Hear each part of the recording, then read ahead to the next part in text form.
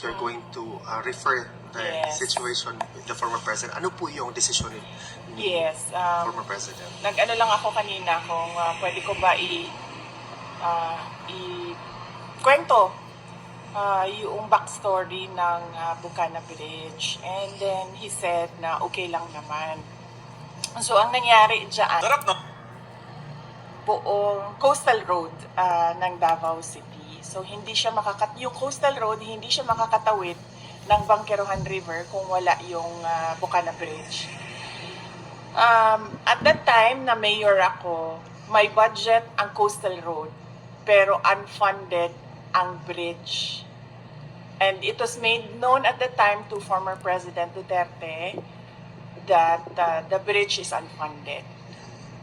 At siya ay naghanap ng paraan para mabigyan ng pondo yung bridge. So noong nakahanap siya ng pondo ay sinimulan yung negotiations, sinimulan yung mga planning, lahat ng paperworks para doon sa bridge na yon ay sinimulan na.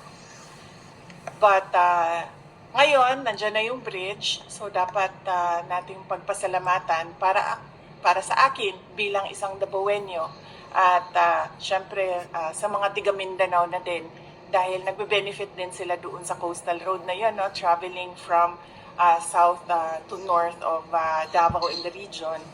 Nagpapasalamat kami kay dating Pangulong Rodrigo Duterte dahil hindi siya tumigil sa paghahanap ng pondo para doon sa tulay. At syempre, nagpapasalamat tayo sa People's Republic of China dahil buong-buo nila binigay yung entire cost ng tulay na iyon. So walang gastos ang City Government of Davao, walang gastos ang Pilipinas para tayo magkaroon ng bridge na yon. At napakahalaga ng bridge na yon dahil hindi mag-connect ang south to north kung wala yung bridge. What is